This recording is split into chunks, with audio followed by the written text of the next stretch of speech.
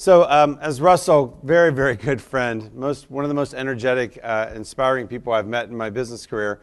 So I was delighted when he asked if Gatehouse Media, which has a very, very large presence, we're very fortunate in Massachusetts to be a sponsor of this. Very happy to do it. Part of what has always kept me so inspired about being in this industry are the many ways you give back. And I consider at the top of that list, this pursuit of funding journalism in an age of considerable disruption to traditional media. And I was so honored last week, 2 wonderful events. I serve on the Associated Press Board of Directors, and they won a Pulitzer last week. And we have a newspaper in Sarasota, Florida, that did some amazing journalism and won a Pulitzer last week. And right up there with Hamilton, for those of you who are familiar with that show in New York City, won a drama Pulitzer last week. So in any event, awesome stuff. I'm raising a millennial, so a little firsthand experience in my household. In preparation for making an introduction and having a chance to be here this morning, I thought, I'm just going to go in the office yesterday and just do a little bit of research and see what's out there that I might be able to impart to you before I introduce the speakers. And it was interesting. I stumbled across something I really thought was a great read, especially now that so many things are top of mind with the elections and politics and all those dynamics. So I went and I read very, very carefully from the Institute of Politics survey done by Harvard University last October 30th through November 9th. So basically toward the end of last year. So fast forward today and sort of what's changed on the political landscape or how we're thinking about things. So first of all, 28th edition of this survey. So it's pretty grounded and has a very good basis for its content.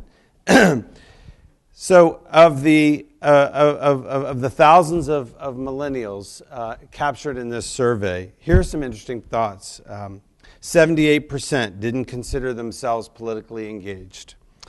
44% thought things in the nation were on the wrong track. 37% weren't sure what direction we're heading in. The economy was the number one chief concern. Narrowly approved of President Obama, 50% to 47%. Overwhelmingly disapproved of Congress. It was at that point Trump first and then Carson leading the Republican primary preferences. While split on whether Trump was qualified, only 38% yes, 39% no, 22% didn't know, and Carson, 43% yes on qualified, 17% no, and 41% didn't know. And Sanders was 41 to 35% a favorite for the Democratic primary. What they were looking for most in their presidential candidates, integrity, level-headedness, and authenticity. Importance of issues facing the country when they had a dozen to choose from: job creation, education policy, health care. And in November, 63% were concerned or very concerned about government collecting digital information from their computer or phone. And the same held true for technology companies doing the same. And lo and behold, a pretty interesting development in the aftermath of that survey with regard to Apple and the federal government. Of emerging technologies, driverless cars, virtual reality, space travel, and drone deliveries in that order, but most respondents would cite none of these as really the most exciting. It was very, very split. Steve Jobs, Elon Musk, and Mark Zuckerberg, our most admired entrepreneurs.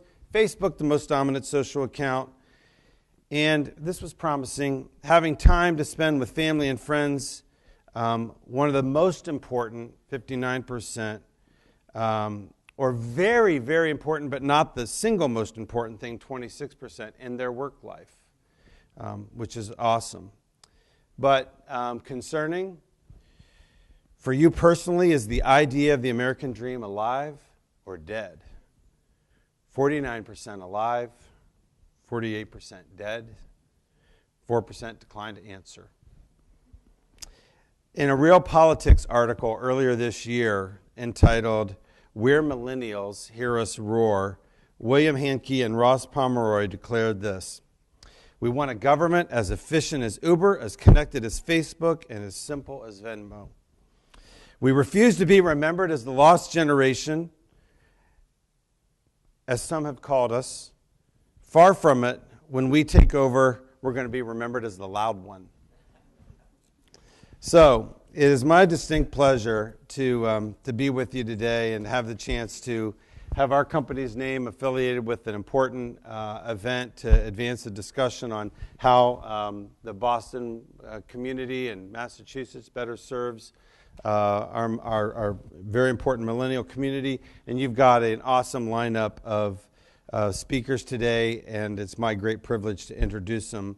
So Andrea Campbell was elected to Boston City Council as District 4 City Councilor on November 3rd, 2015.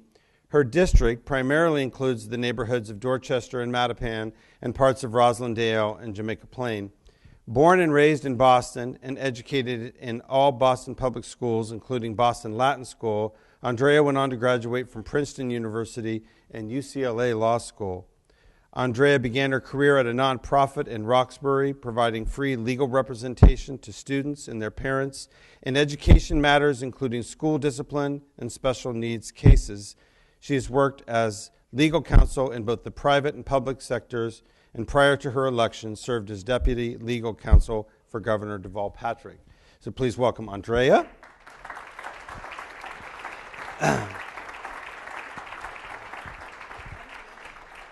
Next, we have Dan Coe, is Chief of Staff to the City of Boston.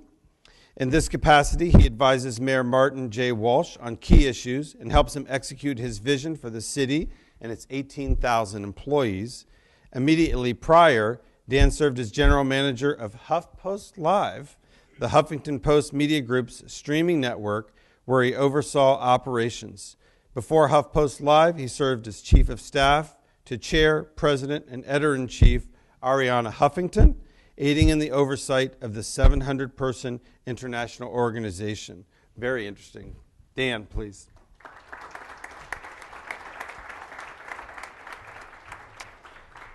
And last, we have Eric P. Lesser, elected to the Massachusetts Senate on November 4th, 2014. He represents 9 communities in the 1st Hampton and Hampshire District, serving Western Massachusetts as the youngest member of the state Senate. Prior to becoming a state senator, Lesser worked in the Obama White House, first as special assistant to senior advisor David Axelrod, and later as director of strategic planning for the President's Council of Economic Advisors.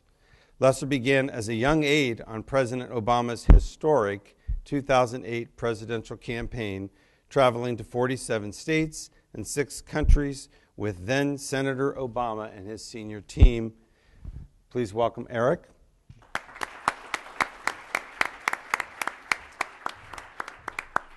And finally, a special treat for me, because I had the privilege of working with George Donnelly many years ago.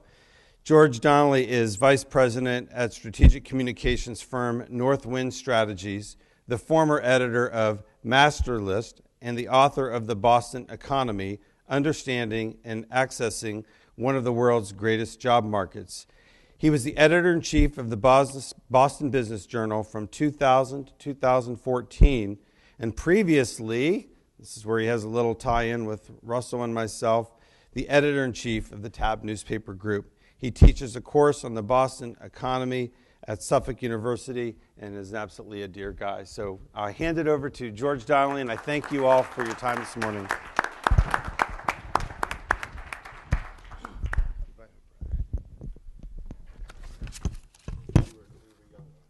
We were.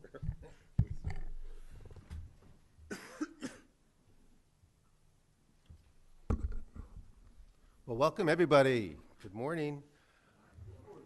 I work at Northwind, as Kirk said, and when my colleagues, a couple millennials, heard about this event, the first thing they said to me was, "What the heck are you thinking? Having an event at 7:30 in the morning?" And what do you know about millennials anyway?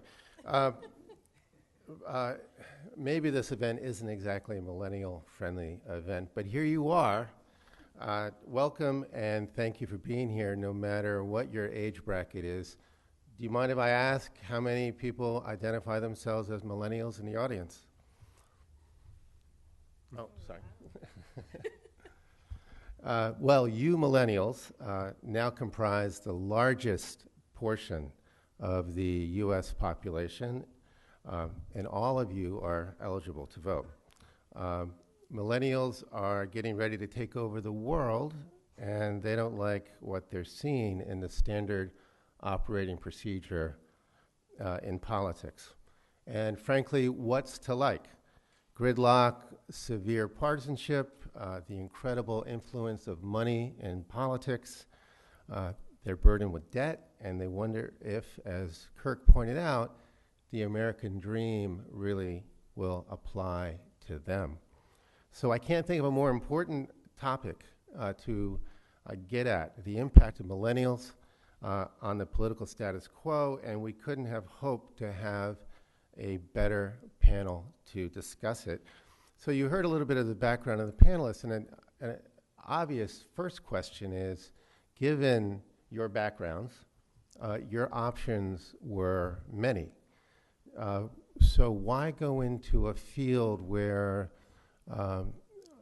most people are held, if not in outright contempt, aren't particularly well liked, and where there's high degree of distrust and what have you? There are many other ways to make a living. Why don't we start with you, Eric? You got started early. I know. Sounds like you're very accurately describing the State House, but I mean, for me, first I just want to introduce myself. My name is Eric Lesser, state senator for the, as you mentioned, the first Hamden, Hampshire district, which is 90 miles west of here, and home to actually a lot of millennials and a lot who would like to come home and work in the western part of the state, but are kind of struggling with a tough economy there. For me, it really began when I was very young. The town I grew up in is a small town in western Massachusetts. We were faced with a series of budget cuts after a round of local aid cuts that were actually voted on and decided in the building I now work at. 40 teachers in the high school I went to were threatened with layoff. And I remember the principal gathered an assembly, brought everybody into a room, and said that the music department, the art department, the history department, the math department was all going to face cuts. And I didn't think it was fair, frankly, that 15 and 16 and 17-year-olds should have to pay the price for bad decisions made 90 miles east.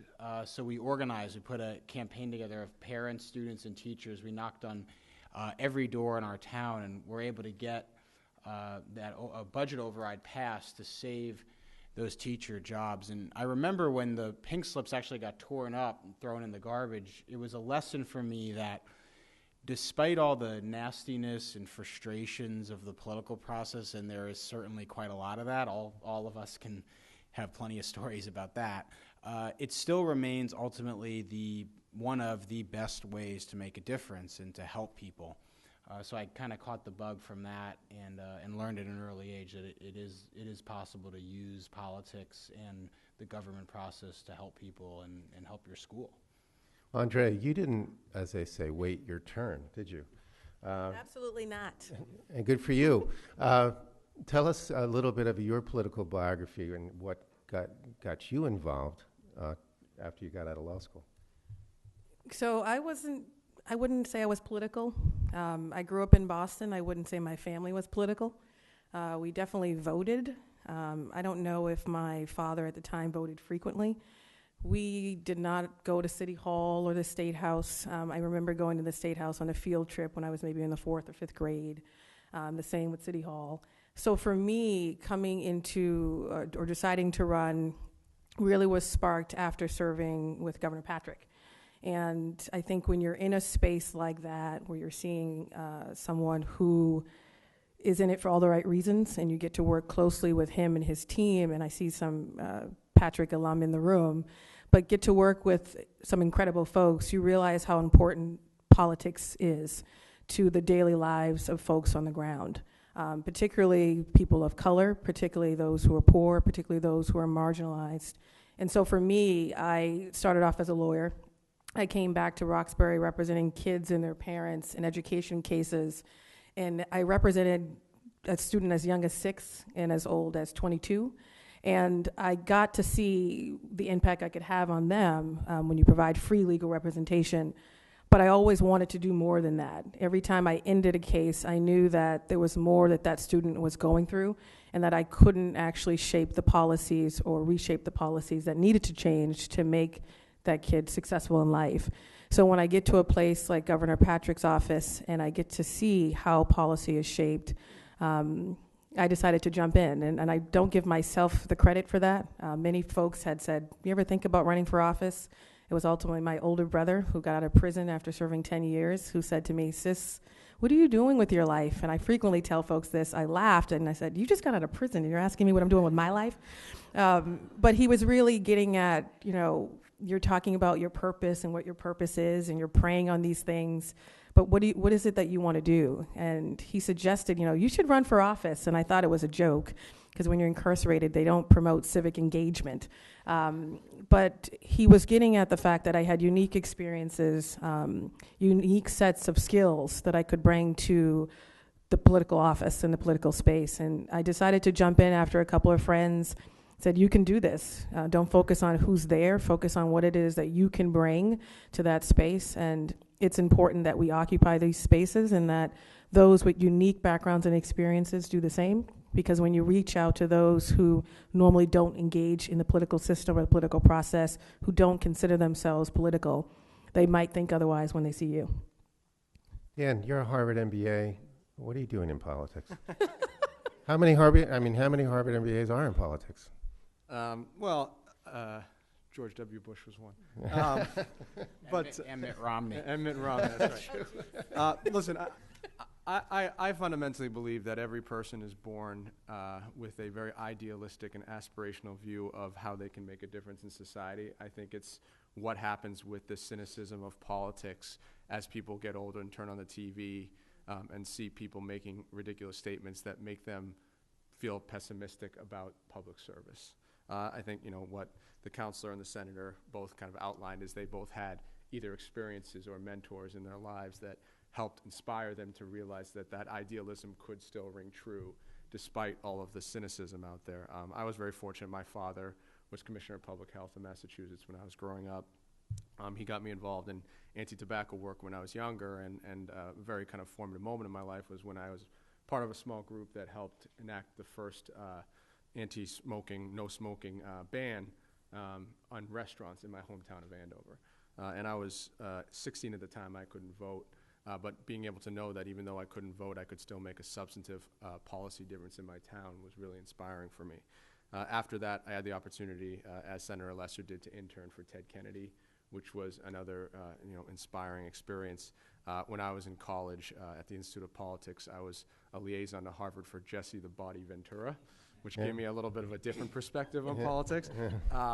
And then after business school, actually, they have a program where if you go to the mayor's office, they'll split the salary with the mayor's office. So I was fortunate to work with Mayor Menino and now and have what I think is the best job in the world, working for Marty Walsh. And what I've realized, especially at the city level, is that if you really do want to make a difference, you actually can get that done in a fairly unbureaucratic way. There's tons of bureaucracy in government, even at the city level, but there's a lot of idealism in the coworkers I work with in Mayor Walsh, and it's a way of taking literally the childhood kind of dream of being able to make a difference in society and realizing it, especially at the city level. So I feel like the education I've gotten as a result of the MBA has actually only helped advance that cause, and I wouldn't have it any other way.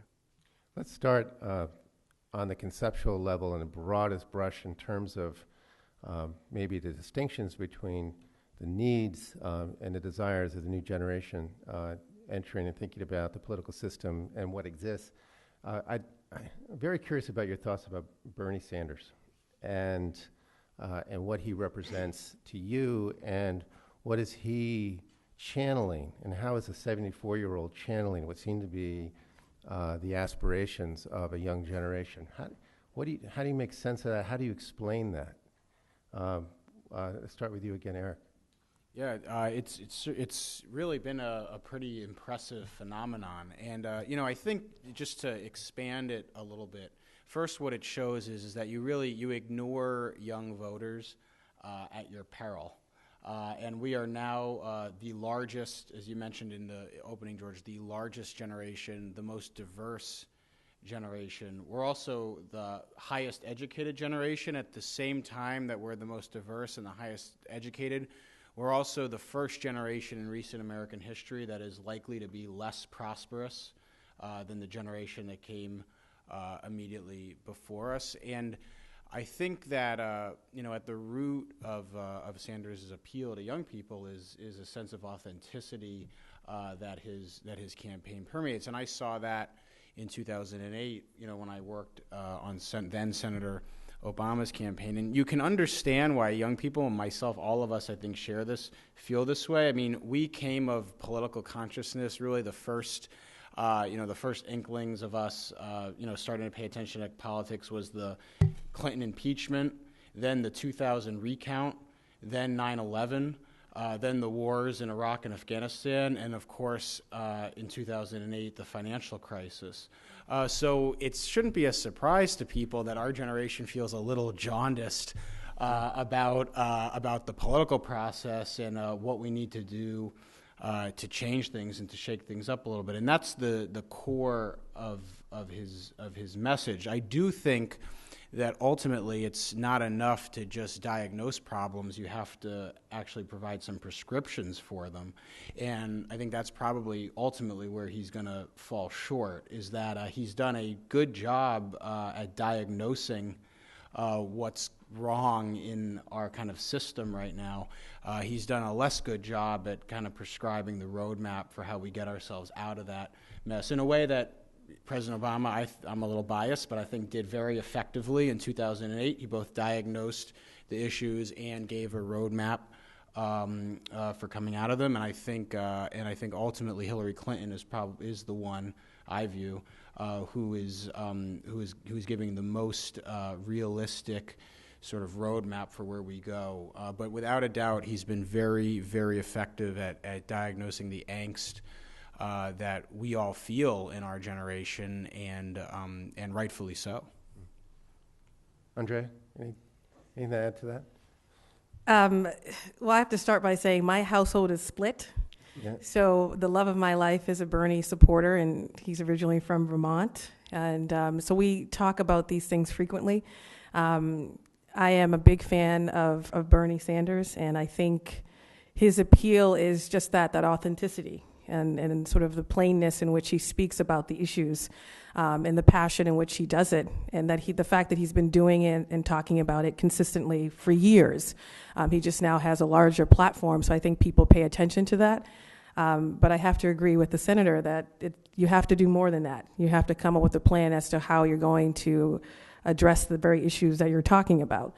I think what I like about Senator Sanders is he is frankly a pain, I think, in Hillary's side. And I think she has to pay attention to what he's saying. And you see her rhetoric and her messaging has changed over time since she started, which is good. But at the end of the day, I think, she's definitely going to win the nomination, and we have to get behind her, specifically when you look at what's on the other side, which is scary. I also, though, want to see them do more with this platform. So I look at Senator Sanders and I think about, it's not just the presidential races that matter, looking at state by state, the legislatures in certain states, and using this power to do something about it. We have young people who are engaged, who are active, who are ready to door knock, who are ready to get out there, to change the dynamic, to get more women into elected office, to get more progressives into elected office. So I really want to see them do something with that power, and not let that sort of coalition die. And I think Senator Sanders is in the best position, frankly, to do it. And I hope he leverages all that he's created to really get Hillary to address certain things in a more meaningful way. Interesting. Yeah, Dan, so you worry there's going to be this big letdown at the nomination with all this energy and optimism and enthusiasm that's been generated behind Bernie? I think at the end of the day, Democratic Party will recognize the tremendous opportunity that they have here. Obviously, I don't have much more to add than what the council and the senator said about Senator Sanders. I mean, he has strategically aligned his platform around what young people care about the most, whether it be feeling like the system's rigged against them or whether feeling like the crushing student loan debt is one that they'll never get out of. One other point is that because he's engaged young people, his amplification on social media is just incredibly potent. We've seen in this city and in the mayor's administration, how prominent and how powerful a tool Twitter can be. No longer is it just an expert who's cited in the paper, but anybody who tweets, and that both has its good and bad sides. But regardless, it has helped amplify the senator's message tremendously. But at the end of the day, I mean, we've seen this over and over again. I mean, Senator Lesser saw this firsthand when there was a significant division of two Democrats vying for the nomination. At the end of the day, I feel strongly that the Democratic Party will unite behind Senator and Secretary Clinton. And I think you will see that same energy, especially when it becomes clear, more abundantly clear, that there is a clear distinction between the two candidates. So will some people feel disenfranchised and fall off? I think inevitably so. But at the end of the day, I think you will see a lot of excitement and a lot of enthusiasm as we get closer to November. I will. I want to just add one more thing. So in watching this race, and it's probably even closer than Barack Obama's, at least in terms of the democratic process and the delegates, because that's all you see is who has the delegates.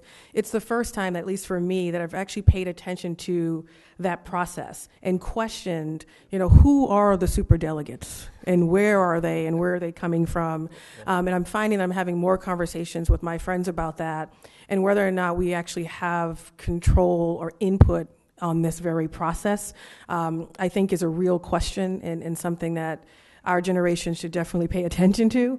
And I think we've sort of begun the conversation, but continuing these types of conversations and questioning the process itself.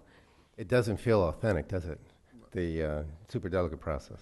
Just to chime in on that, I mean, one of the great ironies of our time is that in an era when we're more connected than we've ever been, people feel more detached than they've ever felt from government.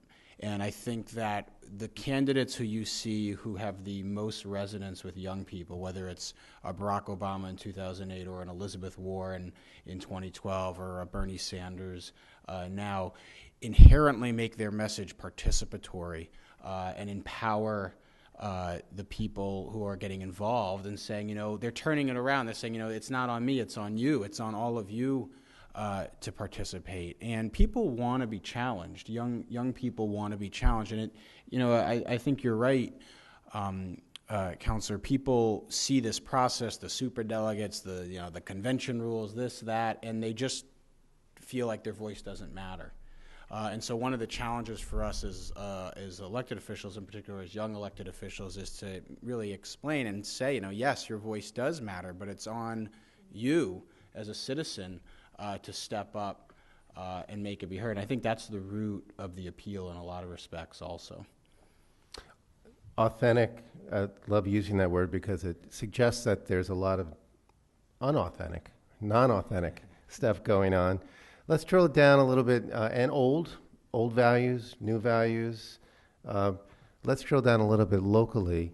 Do you feel like there's a traditional paradigm, political paradigm that prevails, let's say, on Beacon Hill? And do you make a distinction between old politics and new politics? And if so, how so? Go ahead. Oh, go ahead. Beacon. Go ahead. I'll speak to this. It's interesting because I'll be interested to know what the councilor and the senator's comments are. But Boston is undergoing, I think, a fundamental shift in the public sector and politically, where we're becoming more diverse. We recently became, I think, a few years ago, a majority-minority city. Our elected officials are becoming more diverse. Not just that, the staffers in the State House and City Hall are more diverse. Mayor Walsh has appointed the youngest and most diverse cabinet in the history of the city, and that has resonance all over the city. I do think, though, that there is an old guard that still exists, that it's very interesting the diversity of reactions you get from that old guard. I think the more, in my opinion, the more shrewd people treat me like the mayor's chief of staff. But there are many people who simply won't call me or return my phone calls because they don't like the fact that at the time a 29-year-old kid was calling them about an issue they would rather talk to a 47 or 48-year-old mayor about. At the end of the day, I can't worry about that. My only way to solve that is to get older, and time will take care of that. I think what those people don't realize is it's detrimental, right? It's detrimental not just for the immediate relationship that I described, but it's detrimental not to involve the next generation, right? Because at the end of the day, with the united enthusiasm of the old and new guard, that's the things that get done the most, right? So it's interesting for me because it's not like I haven't had a blatant example of someone saying you're too young, so I'm not gonna talk with you. But it's almost like you can almost feel the kind of attitude in people's eyes almost as to how they interpret it. And it's a very interesting dynamic, and I'd be interested to hear what the councilor and the senator feel as well. Old and new. Definitely exist. Those labels exist. I felt it during the course of my campaign, and I felt it early on. District 4, predominantly a district of color, but those who come out to vote are the seniors. So I knew that in order to become the next District 4 city councilor, I didn't want to just engage the seniors. I needed to engage these other generations of folks. But it was not uncommon that if I went to a door and met someone who was older, and I called my elder, that they would say, I just think you're just a little young. I don't know that you would understand the issues. And they would sort of look at me and say, oh, you know. But at the end of the day, I didn't focus on that, and I didn't focus on that paradigm. And even the media tried to shape it that way, you know, the old guard versus the new guard. And I would say, who is the new guard, and what does that even mean? So we pushed back on those distinctions and those labels and said, at the end of the day, these are residents who live in the district, and what do we have in common? And I frequently shared a lot of my story to build that trust with those residents so they could see me as, one, I'm actually have more in common with you than you think, even though our ages differ drastically. They also began to see, I think, in me their granddaughter or their son or their neighbor's child or something like that. So in focusing on doing away with those labels and what we had in common, we were able to really build something special. So our volunteers weren't just the millennials or younger folk. They were also seniors who came by frequently, who would come in almost every single day at a set time to make phone calls. And I think we continue to try to operate in that space of doing away with old guard versus new guard, or all these labels that people look to attach and say, at the end of the day, we have more in common than we think. And it's just a different way of thinking about things. It's a different mindset based on a different experience. And that I understand. You know, many folks are born in the 20s or 30s, or particularly in District 4, came up from the South through the Great Migration. So if they feel as though, one, you're authentic and that they can trust you, and that you understand or have taken effort to understand their experience, the commonalities and the differences, that's what matters the most. And I think I push back on those sort of labels and how people would frame it. I think we can frame it very differently. I'm sure Eric's been waiting for this question. He can't wait, because when you talk about old guard, what do you think about? You think about, well, you kind of think about the State House. Yeah, well, so just for a little bit of context, I ran in a 5-way primary for my election last year and had a competitive general election as well. It's a little bit more of a swing district in the western part of the state. A lot of the candidates I ran against, in fact, most of them were my parents' age. And my district is actually 60% of the voters are over 50. So it's a district with a lot of seniors. And I would, knock on doors a lot, and similar to the experience that Andrea's describing, but you would kind of come to a door and somebody would sort of ask, well, how old are you? And we talk a lot about, and we should talk a lot about diversity there's a lot of forms of diversity, and one undeniable aspect of diversity really should also be age and representing people at different life stages and different kind of conceptualizations of where they fit in the economy. You know, people with young kids, older kids, people putting families through college, people supporting elderly parents. I mean, these are all life phases that deserve some level of recognition and representation in the system. And one thing I would say is when you're young and you're trying to kind of break in, you have to take the system on a little bit. And so if someone would say, you know, in a debate or something like that, oh, you're young, you know, you're not equipped to make these decisions, you don't have enough experience. I mean, I kind of get right into it and I'd say, well, you know, if you think that the system of wait your turn and go along to get along and, you know, next up, first out, has served us well, has served Western Massachusetts well, then frankly, I'm not your candidate. But if you think that we can maybe, you know, look for something new, if you want to maybe take a chance on a different way of doing things, on some different perspectives, on a different approach, you know, then I'd encourage you, you know, to give me another look. And, you know, back to the theme we had about authenticity, you then have to back that up with some specifics about what you want to do that's different than the other people in that race or the other people in that room or whoever. And so that's what, you know, we tried to do. And just a point about the State House and kind of, I know we want to get to the next question, but it's really an incredible institution. I mean, there are so many people there who are so committed, who work so hard, and really are doing quite a lot.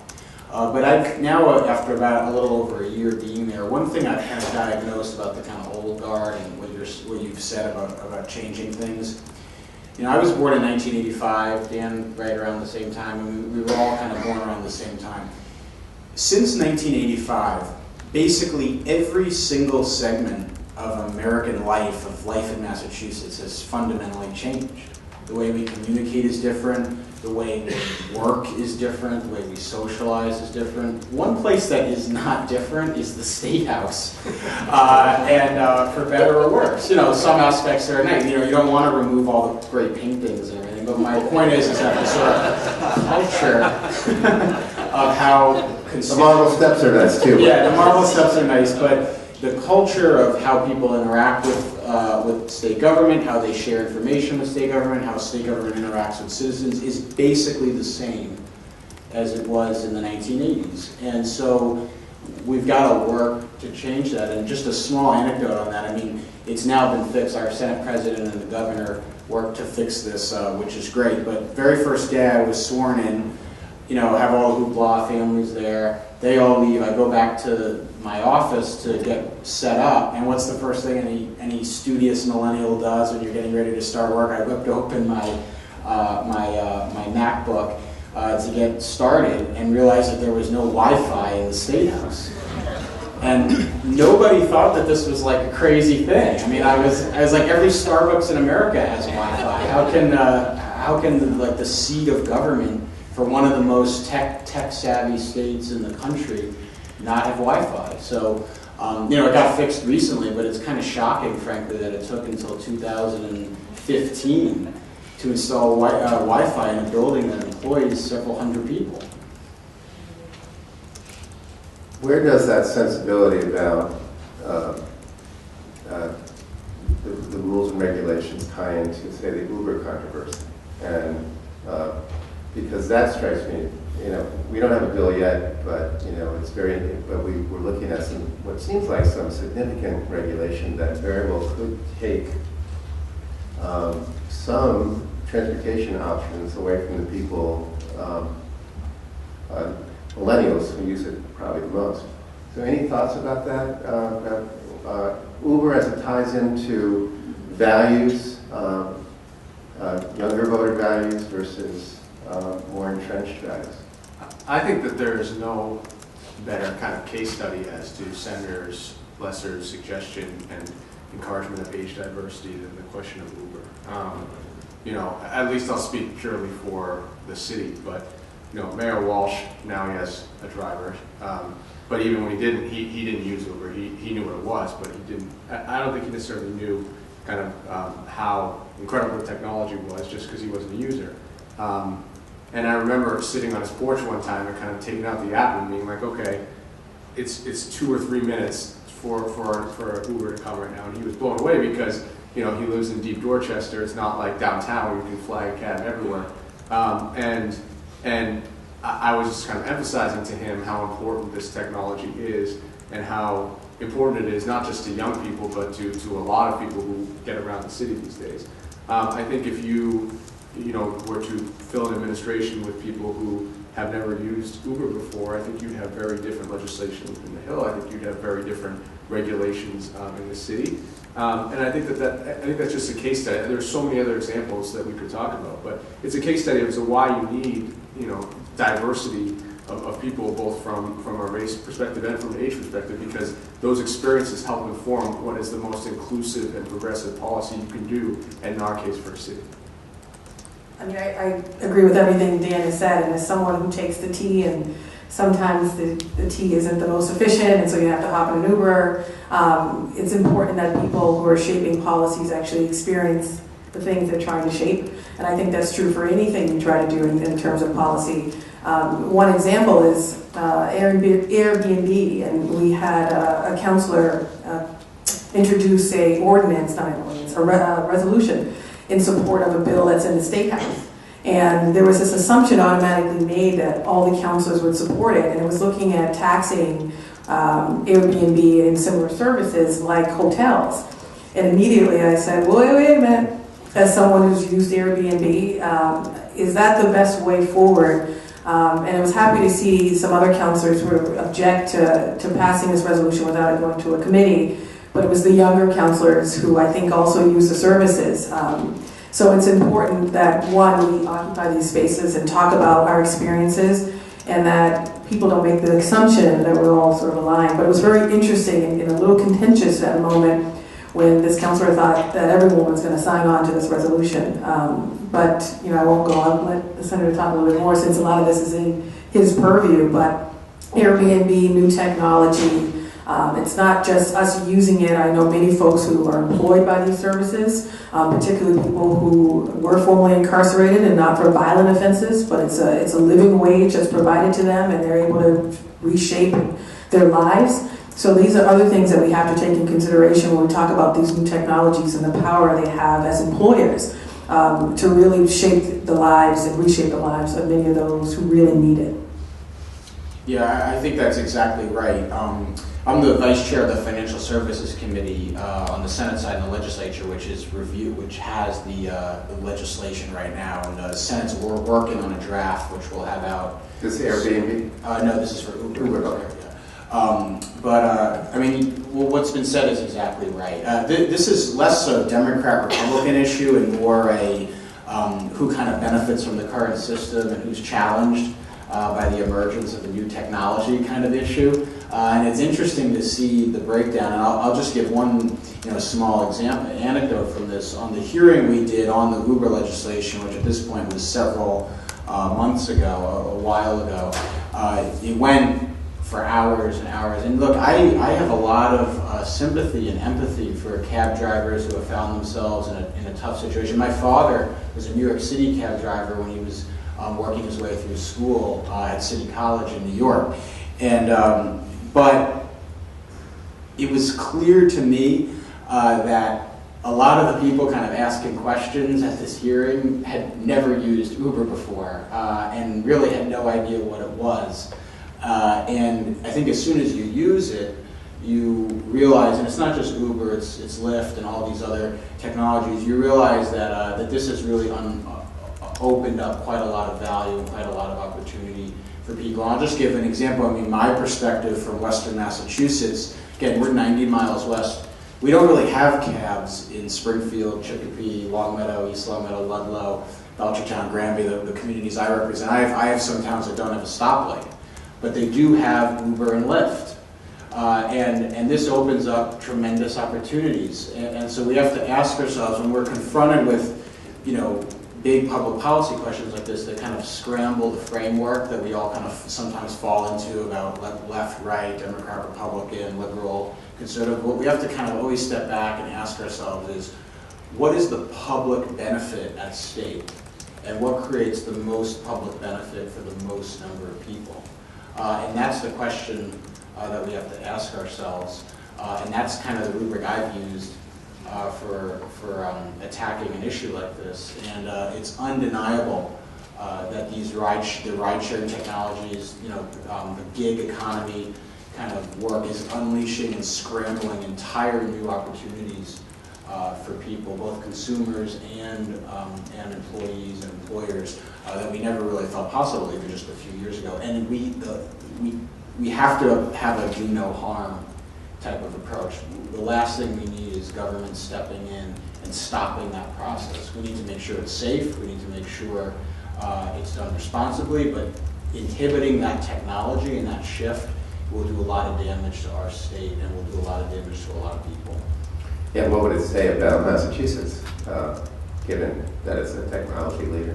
Well, yeah, I mean, exactly. It'd be a little ironic if, the state that is supposedly and is at the forefront of a lot of the technological progress and innovations, not only in our country and in the world, suddenly screeches to a halt a technology that is both very popular here and is still going to be used in the 49 other states all around us and in all the countries, frankly, all around us as well. I think it sends the wrong message. I think we need to be encouraging more technology and more innovation, not stopping it. One could say, though, that even as a technology leader, we still put people on public transportation that was state-of-the-art in 1915. So that's something else. That's a question for another day, perhaps. Let's talk about the economy, because that's a top issue among millennials. And to me, I think about it in a lot of ways. One is just how much at risk is Massachusetts in terms of effectively inviting the next generation workforce to migrate elsewhere because they cannot afford to live in Boston. And since it is such a pressing issue, even though there's great economic opportunity here, there's also an awful lot of economic pressure, especially when you pile on student debt, et cetera. Is the political system paying attention to millennials the way it should, and what should be done in terms of the economic issues that millennials face? I'll start with you, Andrea. The political system is paying attention. I think as you have more, I hate the label millennials, younger folk in these spaces are paying attention. As someone who has student debt herself from law school and was in that space of, do I stay in the private sector, do I go into the public sector? And frankly, when tragedy happens in life and you have some traumatic things happen, you sometimes take leaps of faith, and so I decided to go into the public sector even though I had and still have tremendous student loan debt, not from undergrad but from law school. So in thinking about policies and thinking about things at the council, I think about my own experience but also those of my peers. And so we filed a couple of things. I mean, we talk about the Community Preservation Act right now in the council, and this is an opportunity to generate funding not only from residential homeowners, but particularly commercial business owners, to generate funding for what? For more affordable housing, and then historical preservation, open parks, but really that housing piece. And affordable housing for who? I often want to say we maybe want to change that term, because I get folks who are like, well, we don't need more housing for poor folk. I'm thinking, no, it's not for quote unquote poor folk. It's for middle income people, it's for city employees, it's for younger folks who are graduating from college who want to stay in the city of Boston but can't afford it. So working on things like that, I filed an ordinance with Councilor Presley looking at getting the city of Boston to prohibit employers from using credit scores and credit reports and consumer reports and determining whether or not to hire someone after hearing from constituents that that was happening, and looking at consumer reports and saying this is usually a consumer report, the majority of things in there are related to medical expenses, the negative things, or student loan debt. So who does that affect? Millennials. So there are a lot of creative things we can do, but I think it starts with this idea of looking at my own experience and those of millennials who share my experience in saying there are policies that we can introduce to make it easier. But I think there's a little bit more here. So I'm born and raised in Boston, and I have a lot of friends who are born and raised in Boston who aren't excited to come back to the city of Boston. So I look at particularly my friends and friends of color who have chosen to choose places like Chicago or New York or Atlanta. And I think we don't frequently talk about this, but they're choosing these places because they don't necessarily feel connected to the fabric of this city.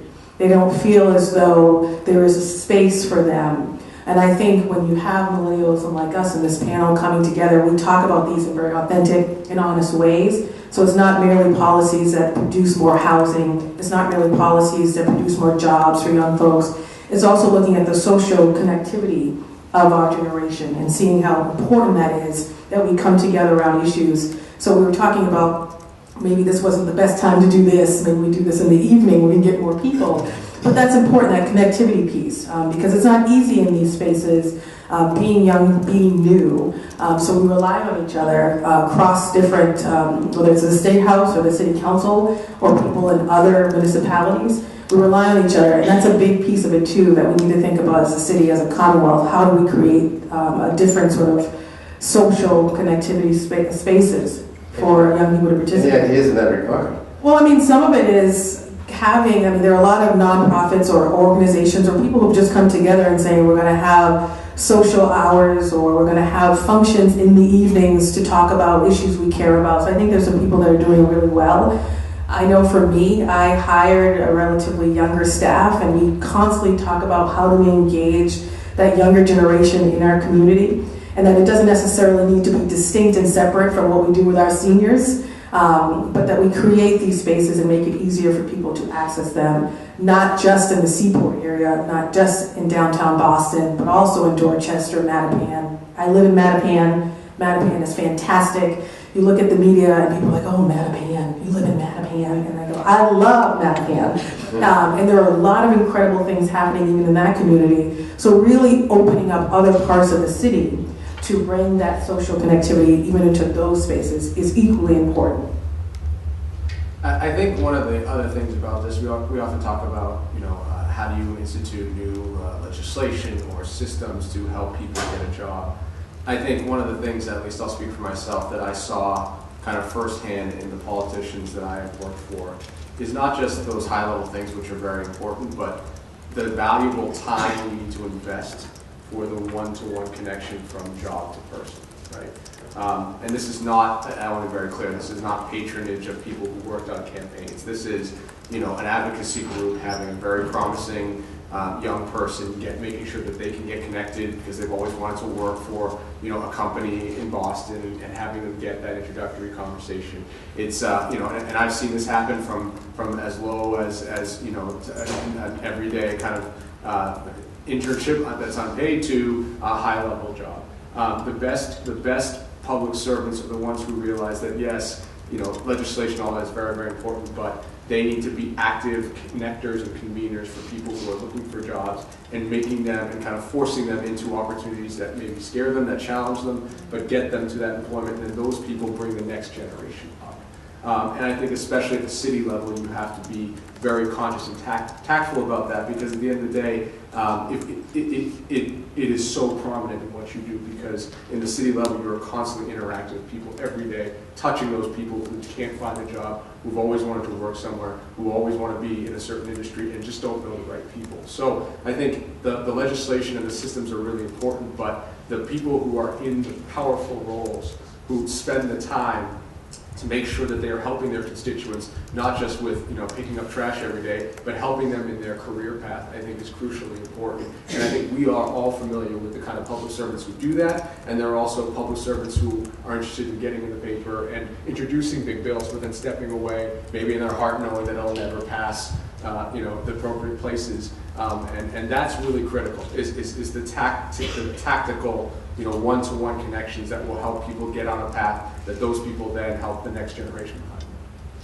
Before I get to you, Eric, I just want to, we're going to turn to the audience in a minute for questions. So if anyone has questions, please We already have one question also.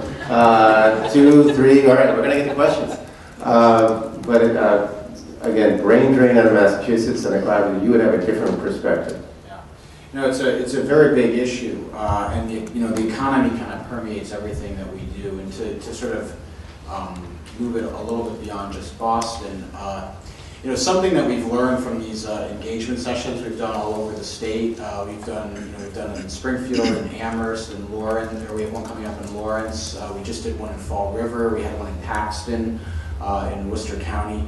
Is a lot of the buzz and the media attention is on the sort of hoodie wearing, sort of tech 20-something, and the sort of popularized notion is that our generation is kind of in good shape, and everyone's a .com, it used to be .com billionaire, it's more of a Gen X reference, but it's like an app developer, and like living large in Kendall Square or something. And the reality of it is while we're a very hopeful and optimistic generation, one of the themes that we've really learned and that we've heard in these sessions is that the sort of fundamental bargain that our parents had, which is that you kind of work hard, you work your way through school in the summers, you pay off, you pay off your tuition by, working in the summers and working at night, and then you can get a good job and settle down.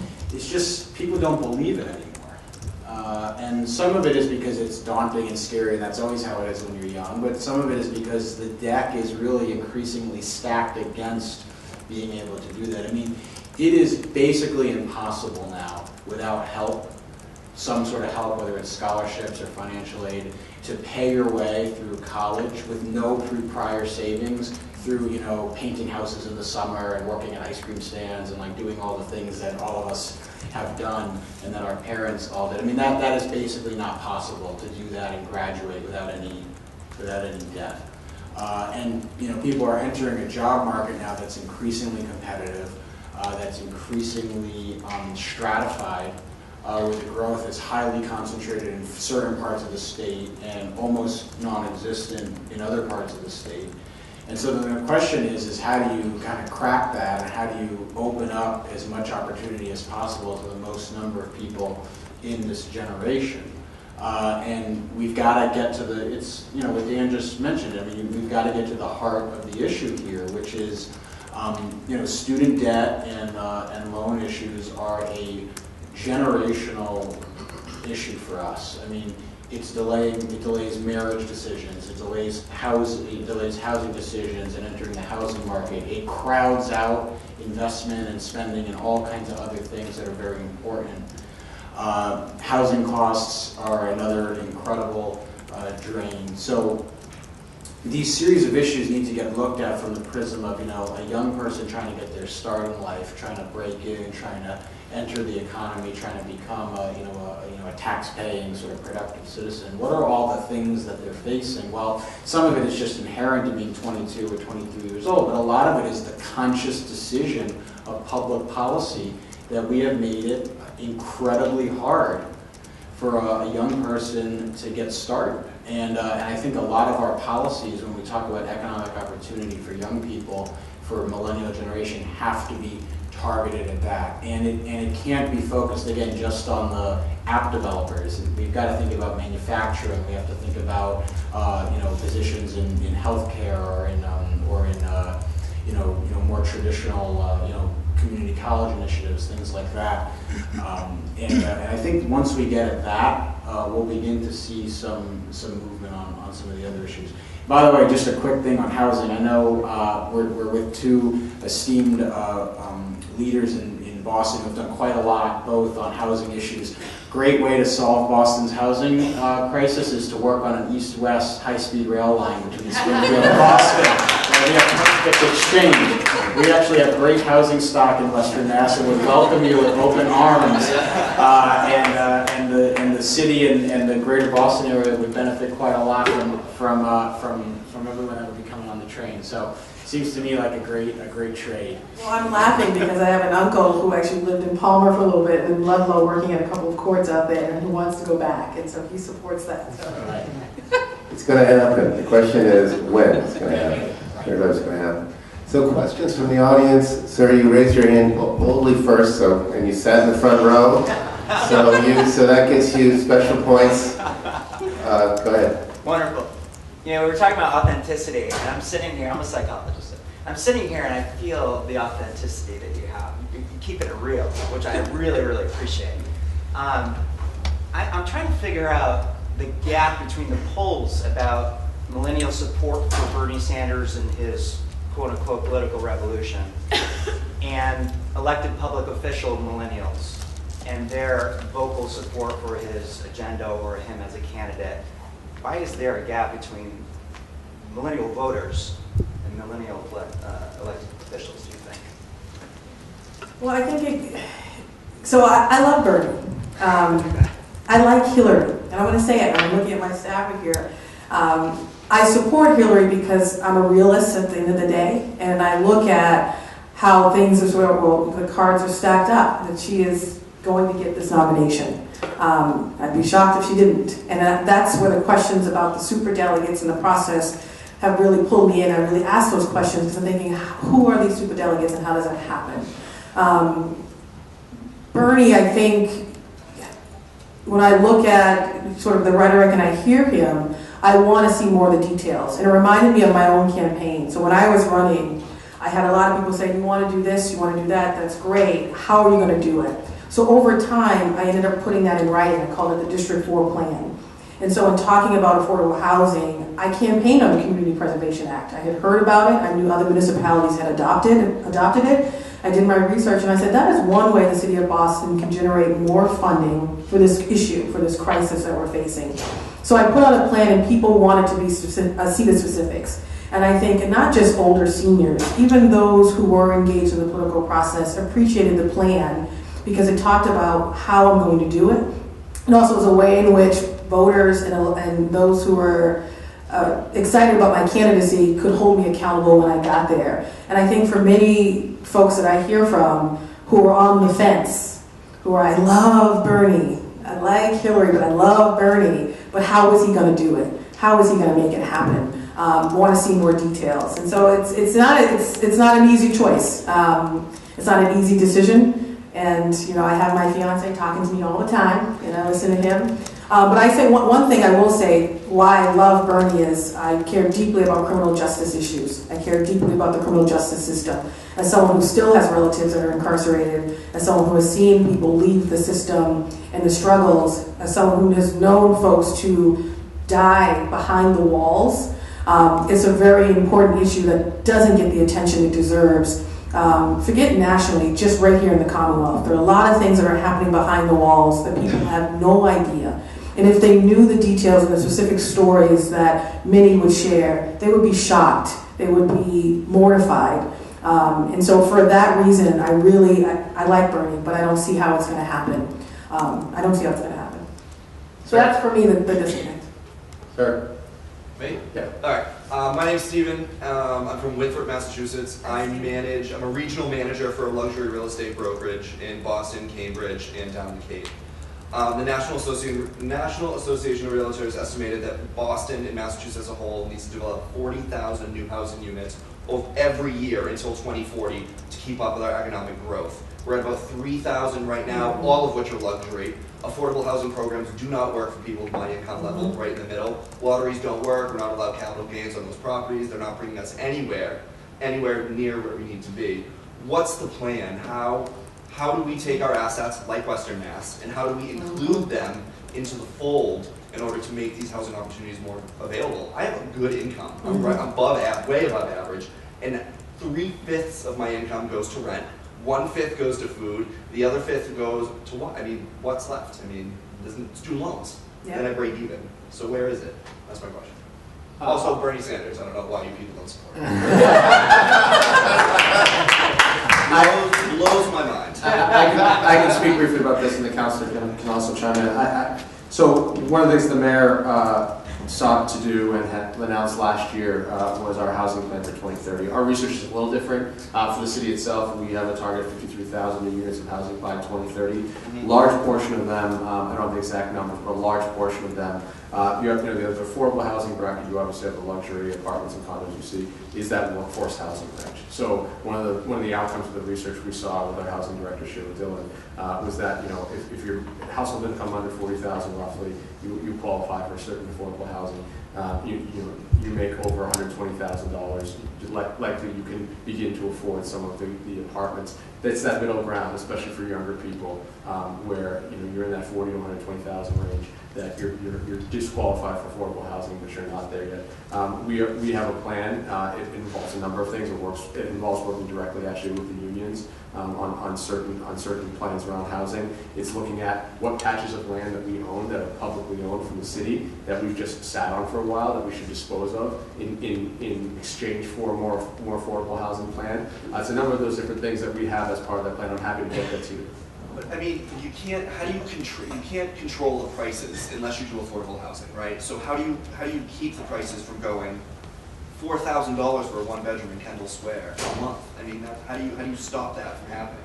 Well, we're getting priced out. I mean, the city's getting old and white. I can chime in. So, kind of the point I think you're making maybe about Bernie about let's think big about this, and the fundamental reason why the housing prices are getting driven out of control in Boston is because we have a system right now in this state where a relatively small, compact area that isn't even the entire city, it's actually certain parts of the city, is seeing all of the growth and all of the economic expansion, and a whole lot of other places aren't. So actually, a very short drive from right here, you can get phenomenal. Lynn. Really? Yeah. The whole Lynn, Winthrop, Revere, the whole North Shore. That's my neighborhood. Yeah, so I understand. Exactly. So I think one of the things our role, the state role, is a little bit different than the city role. But one thing that we do need to think about is how do we crack that problem?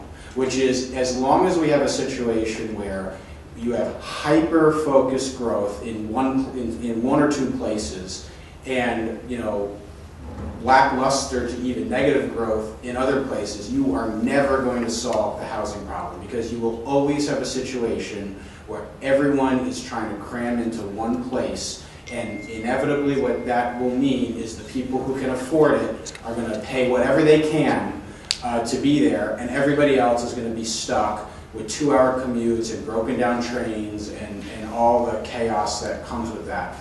So one of the elements that we've really worked on, and that I've tried to work on being a Western Mass legislator who's not kind of part of this, is let's think holistically. Let's think about the North Shore. Let's think about the South Shore. Let's think about South Coast Rail, East-West Rail, getting the MBTA fixed. I mean, Massachusetts is a relatively small state.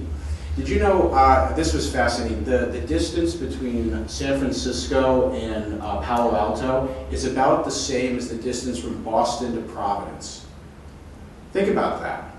We need to think about a regional approach, and that will begin to bring the housing prices down, because once people have options, that will drive down the housing costs. And even if we can begin to develop tech centers and job centers outside of the Kendall Square is phenomenal. I spent 7 years in Cambridge, but if we can develop job centers in other parts of the state, we're going to have other clusters all around the state, and there'll be housing stock to support all those workers. So that's my kind of thought on that, and that's why I think that kind of broader, we have to, of course, do what the mayor's doing, the city council is doing. Those are essential initiatives. We also need to take it a step further and think about the broader kind of underlying realities that are driving the housing prices the way they are. Thank you. We have so many questions and so little time. You've been raising your question. Sorry. So I'm Jillian. I'm from Generation Citizen. We do civics in schools. We think a lot about getting young people engaged. So question for you all, how do we get millennials more engaged in politics at the city and state levels? Well, I have a few thoughts on that. One is hire them. I have a relatively young staff, and I remember people saying, you're not bringing in someone who's quote unquote more experienced, and I know what that meant. That was code for an older person. And I said, no, they work hard, they're passionate about the work. So it is about the sort of the jobs and bringing them inside with you, not just sort of on the outside of the campaign side, but connecting them. But we were very intentional when we door knocked. We door knocked constantly.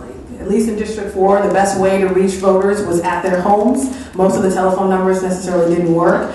And so when we would go and door knock a senior, we would always ask, are there other people in your household? And we would look to engage with them as well. And we would follow up. So one example, one of the young people that I hired lives in District 4. We door knocked his grandmother. She wasn't home. He answered the door. And he could not believe that a candidate was at his door on Corporate Street, Dorchester, which is an area that's known for gang involvement.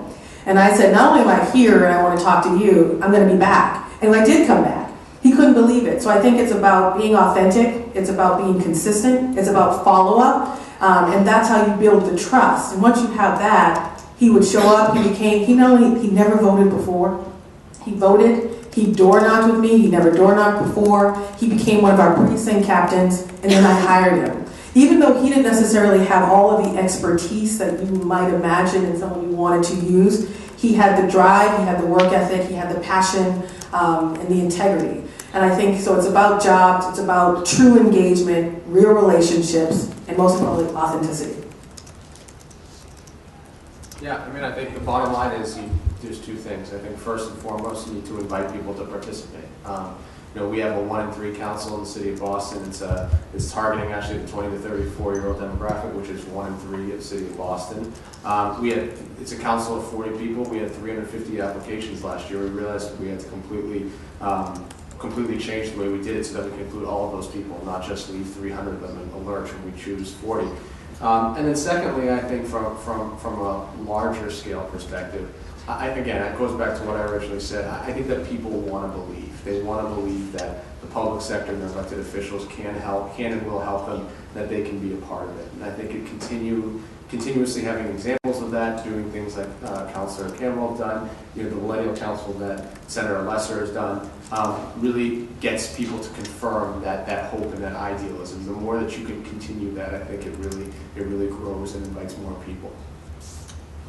Yeah, I mean, I think undoubtedly having younger people in positions, helps. I mean, the example Dan has set with, I guess now you're a little older, but starting at 29, a job that is traditionally not handed over to a 29-year-old, and seeing all the incredible new stuff he's brought in and the energy he's brought into City Hall and all the just the great things that have come out of it is a good example. I mean, I think it's really two things.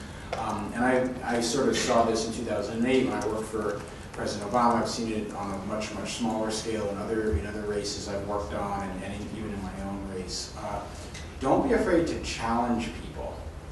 Our political culture, and we all fall into this, is you want to say yes to everything. People come to you. I have a constituent come to me about, they want a bike path, or they want a sidewalk fixed, or they want a park, cleaned up. And, my instinct is to just immediately say, I'm going to take care of it, or yes, I'll do it. But, actually what often works better is saying, well, what are you going to do about it? And how can we work together to get this done? So don't be afraid to challenge people and to bring people into the process. It goes to what Dan is saying about people want to believe. They want to believe their voice matters. And then the second piece of that is you have to give people a sense that their effort and that their voice is going to be connected to a tangible and concrete result. So for me, I got started in my local community trying to protect those teacher jobs. We worked on it. We saw a very concrete goal. We got the budget amendment, or the budget levy passed, and those teacher jobs were protected, and it was kind of a line for me of the work I did and the outcome we had. So I think if you give people a concrete sense of what their efforts can achieve and what they can mean, and then challenge them to do it, then that's really the recipe. I mean, I think it was Deval Patrick who had the line, he would say, hope for the best and then work for it, something like that. I'm butchering it. He probably said it much more eloquently than me, but that's really the fundamental part of it. I mean, on the Obama campaign in 2008, we had a motto. It was called hope, action, change. You hope for something, you take action on it, and then you see the change happen. It doesn't happen the other way around. we have to wrap up. We have people that, we have this high-powered panel. They have schedules. This has been terrific. What a great discussion. I know we could go on, and I want to thank you all for coming. I want to thank State House News Service, the greatest news organization in Massachusetts, easily. Russell Bergman, Gatehouse Media, fantastic. MCLE, what a great venue. Thank you all so much for coming, and thank our panel.